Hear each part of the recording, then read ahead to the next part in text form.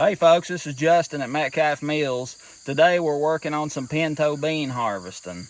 And this is the first pinto beans I've ever grew personally. I've always wanted to and finally was able to. But I got Billy from Permapasture's Farm here helping me today, as well as William from Permapasture's Farm. He's behind the camera and he also does a lot of behind the scenes work on editing. He's helped me a lot in the past.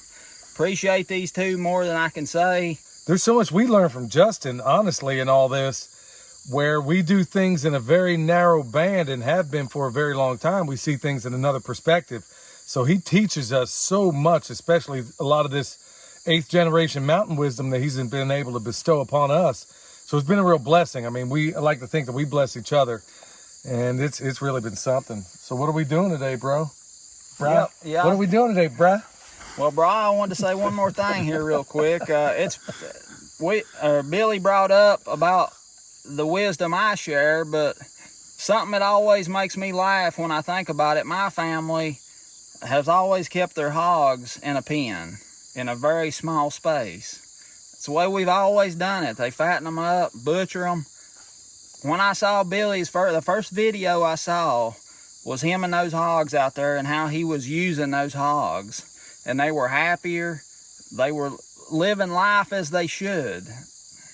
I just wanted to go down the road and give a man a hug, and I didn't even know the man. That's how excited I got about that video. Well, we hit it off right off the second I saw your shirt.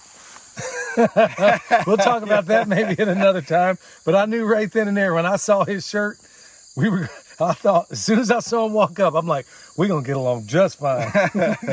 But it always amazes me to think about my family's been doing this for almost 200 years here this way. Here comes Billy and William and Michelle and using hogs in a different way. And it's just like a moment. I don't know how to explain it, but it's everybody works together. That's what's important. And right. You never know it all. Somebody's going to come along and show you something. Yeah, we've been doing it for 200 years. No way I would go back to doing it a different way after seeing what they're doing. So, you know what I've realized also in all this is that what we call permaculture, you just call farming. Because you're doing a lot of it already. Right. And you have been for a long time. So folks, there's so much cross-pollination going on here. It's, pun intended, because we just learned so much, and then I imagine we're going to learn a lot today as far as I've never harvested beans like this before, so yeah, I'm ready to see how we're going to do it. Honestly, a first for me. So we've got 3 rows down through here, in amongst some of the weeds that came in once they got too big to cultivate. So what I started doing was just starting at the ground, just clipping them off, and we'll leave them on the vine, and my thinking is, all this biomass, if you will, I guess, will keep these things separated somewhat so they can finish drying down, and then I'll work on getting them off of the vines to be able to put them in a freezer to freeze them out to kill any weevil larvae or eggs that may be in there. So, but you can crack these open and you can see what we've got right here. They don't look like much on the outside, but when you open them up, look at what some nice... Wow, they don't even look the same. Nice, beautiful pinto beans there. Wow. They should be a pile of them here. They're going to taste good this winter. I'm looking forward to it. I can't, never, like I said, I never harvested them like this. So we're basically going to, instead of a chop and drop, we're going to chop and take. Yep, chop and load, chop and take. Now, what's going to happen with the rest of this stuff? You said it's going to be biomass. Is this something you're going to lay back down on the field? I don't know. I may talk to you about that, actually. I don't know that there's any diseases present in this stuff, but I'm sure there's a way we can use it. Well, it's amazing how the compost process locks all that kind of stuff up. That answers my question before I even ask it. Well, I'm sure I'm ready to get it on. All right.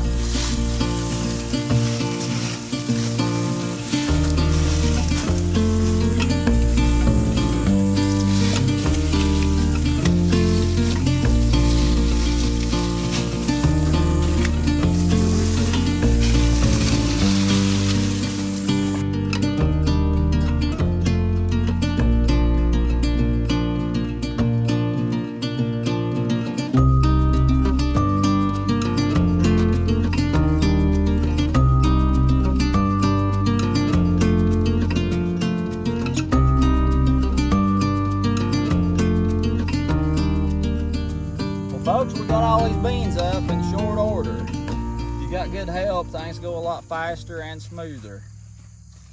Yeah, ain't that the truth? Everybody driving by here is thinking Justin just hired him a couple of Mexicans.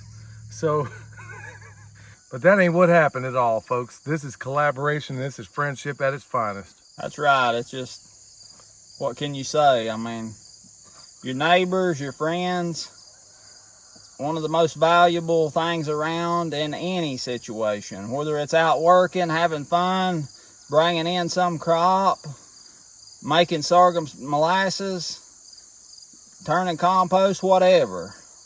There ain't nothing better.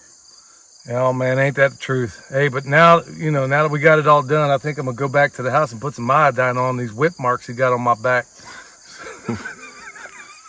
Now, we're gonna figure out some kind of a situation. Like I said, this is the first time I've ever grew pintos. I know in small scale, people hang them up in an onion sack or whatnot and let them dry that way, but there's a little too many here for that. So, folks, the next part of this process will be coming up in a video, and it'll be how we stored these beans, maybe get into processing them, shelling them out, and getting them ready to go into the freezer or go into the pot.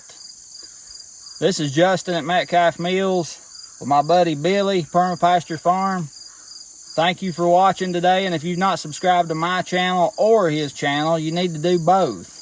Like this video if you will. We look forward to seeing you next time.